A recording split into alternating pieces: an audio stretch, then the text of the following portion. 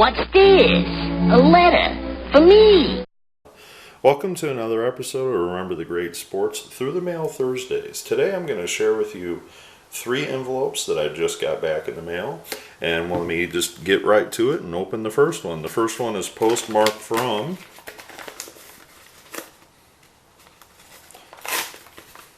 Grand Rapids, Michigan. And alright, this is former Chicago Cub Dave Gumpert on 1, 2,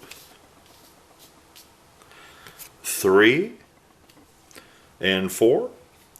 And Dave actually only spent 1 season with the Cubs. I've mentioned this in many videos in the past. I bought a bunch of Cubs and Cardinals cards. I've been going through them and kind of sorting them by player, seeing who signs to the mail. Mr. Gumpert's card came up, or name came up, I should say. So I decided to stick a few in the envelope and send them to him. So, Dave Gumpert, Michigan native. He was originally signed by the Detroit Tigers in 1980 out of Aquinas College in Grand Rapids, Michigan. I hope I'm pronouncing that right. I apologize if I'm not. Aquinas. I'm sorry if I said that wrong. He actually did not spend too much time in the minors. He spent 2 seasons, or roughly season and a half actually, before he was called up to the Detroit Tigers. He had an opportunity to start 1 game for the Tigers in 1982. However, it appears that in 1983 he did make the Detroit Tigers bullpen. Actually, he did spend some time in the minors in 83 as well. I apologize. So he spent 83 in the minors and in the majors. However, in 1983, he did have a 2.64 ERA coming out of the bullpen for the Tigers at the major league level. 1984, it appears, he found himself back in the minor leagues despite having the excellent season at 2.64 earned run average. And during the off season, it appears that the Detroit Tigers let him go, and he signed as a free agent with the Chicago Cubs in the 1985 season. He spent 42 games in AAA for the Cubs before he was called up, where he did very well with winning 1 game and had a 3.48 ERA in 9 appearances. 1986, he spent time between the minors and the majors, again, for the Cubs in AAA and both the majors. He won 2 games in 1986 for the Cubs in 38 games. After that season, however, the Chicago Cubs decided to grant his free agency, and he then signed with the Kansas City Royals, where he would again split time between AAA and the majors for the Royals. And with his time with the Royals up at the big club, he appeared in 8 games and had an ERA a little bit above 6. After that 1987 season, the Royals granted him free agency, and from what I can tell, he did not play after that. According to his Wikipedia page, he returned home to Michigan, where he got involved into coaching. He became a coach in both the boys and girls sports.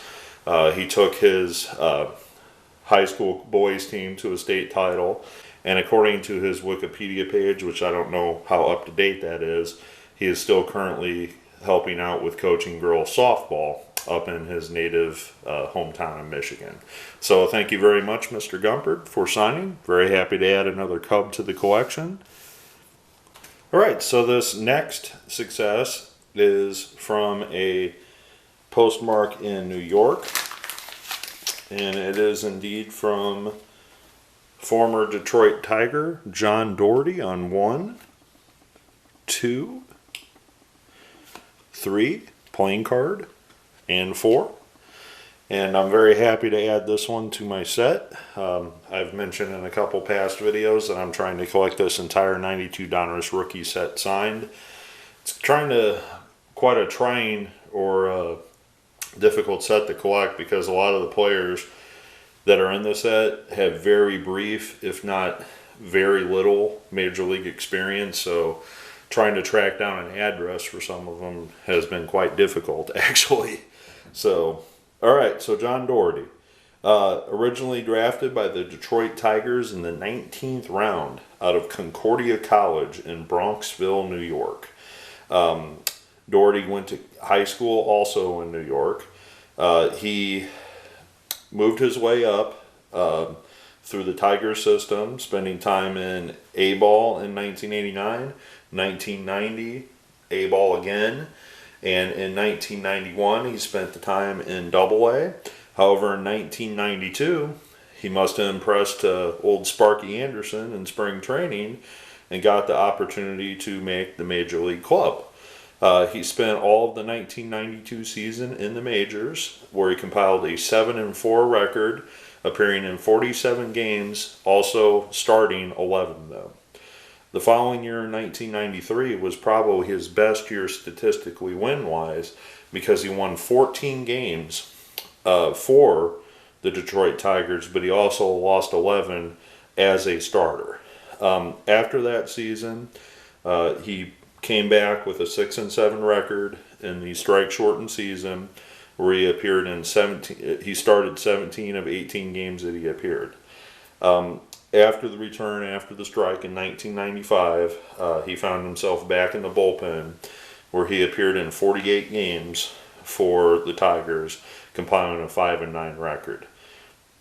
After the 95 season, he was claimed off waivers by the Boston Red Sox, and he spent the season mainly in AAA in 1996, and in his brief time with the Red Sox, he appeared in only 3 games for the Red Sox before the end of the season. After the 96 season, he was 29 years old, and he was granted his free agency. After that, his stats do end after his tenure with the Red Sox. I don't know if there was possibly some arm issues or, whatever. But after 1996, he retired from baseball. So there's not a whole lot of detail of what he does now. It just talks about his playing career on his Wikipedia page, so I can't tell you exactly what he is doing now with his life. But after his baseball career, he moved on to different endeavors. But I'm very happy that you took the time to sign those cards for me, Mr. Doherty, and I am very happy to add another one to that 92 Donruss Rookies set. All right. So the next one is postmarked from Phoenix, Arizona. And it is, former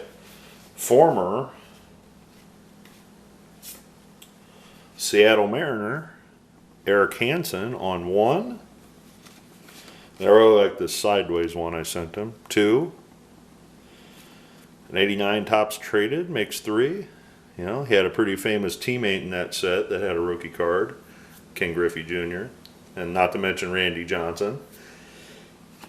4 makes a 90 score, and this is probably my favorite one, and I kind of overlooked this on the front of the card, but I sent it to him anyway, and that is I think that's an 88 classic, or an 89 classic.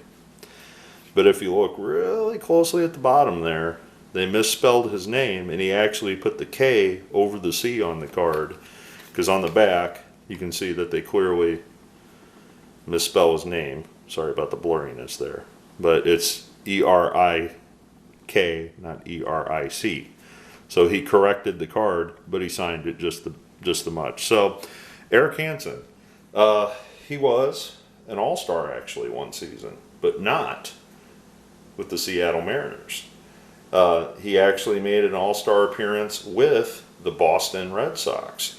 Many people forget, including myself, that he was a Boston Red Sox. I didn't realize that until I pulled the research up before this video. I'm like, oh man, he was a Red Sox. I didn't realize that.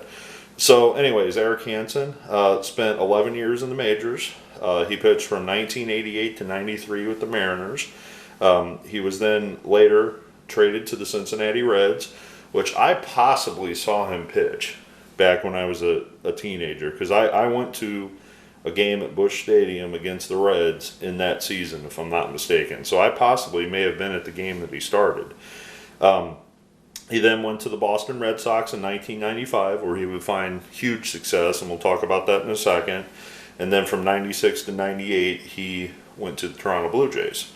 So Erik Hanson, according to his Wikipedia page, had a devastating curveball, which is what his best pitch was, I guess you would say. The New Jersey native was drafted out of Wake Forest University in Winston-Salem, North Carolina. And he actually had a pretty rapid movement through the minor league system. He was drafted in 1986, but he found himself by 1988 in the majors with this big club. So after only a couple seasons in the minors, he got the call in 1988. He appeared in 6 games, basically split it, had 2 wins and 3 losses and a 3 ERA. The following year, he also spent part-time in AAA and the big club, where he went 9-5 with a 3.18 ERA and 17 starts. Well, in 1990, this amazes me that the guy didn't make an all-star team that year. But in 1990, he went 18-9 for the Seattle Mariners with a 3.24 ERA in 33 games started. 18-9 on the pitching staff with Randy Johnson. So that's a pretty devastating combo right there. The following season, however, wasn't as successful for Erik, where he only went 8-8, splitting his 500 record. And then in 1992, he had a career low, I guess you would call it, with only 8 wins and 17 losses for the Mariners in the 1992 season. Well, in 1993, he had another 500-esque season where he went 11-12, but again, his ERA was low. So after the 1993 season, the Seattle Mariners decided that they no longer wanted Hanson, and they decided to trade him along with Brett Boone to the Cincinnati Reds for Bobby Aia and Dan Wilson. So this is how the great Dan Wilson became a Seattle Mariner. Dan came to Seattle via traded for Erik Hanson and Brett Boone. So after his time with the Reds, he only spent 1 season there. The Reds let him go after a 500 record of 5 wins and 5 losses. But in 1995, I don't know who won the award that year. I didn't look it up, but in 1995, if he wasn't the comeback player of the year, I don't know who should have been. But he went 15 wins and 5 losses for the Boston Red Sox. So he went 15-5 after going 5-5 the previous season. So in 1995, the magic came back, just like the 1990 season for Mr. Hanson. So after he finished his excellent career with Boston, the Red Sox decided to let him go. He was granted free agency despite, that awesome 15-5 record, and he then signed with the Toronto Blue Jays. Well, unfortunately, success was not something that happened for him while he was in Toronto. While he was in Toronto, he won only 13 games and lost 20 over a 3-year span. In 1997 in particular, he only appeared in 3 total games. So that tells me that probably had an arm injury after the 95 season, going into the 96 season, or during the 96 season, and was unable to recover from that after the fact. So very happy to add Mr. Hanson to the collection. Very cool that he corrected his card for me down here at the bottom. Sorry, I should have showed that during the whole video. But, very cool that he corrected that. Thank you, Mr. Doherty, as well, for signing. And thank you again, Mr. Gumpert.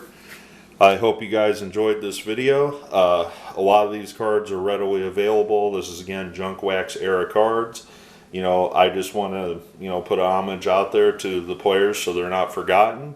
All of these players were very good major leaguers for extended years. This is not somebody that was just barely up. These guys had multi-year careers in the majors, and just want to, share my love of baseball with them, and added 3 new autographs to my collection that I never got. So thanks for watching this episode, and happy collecting.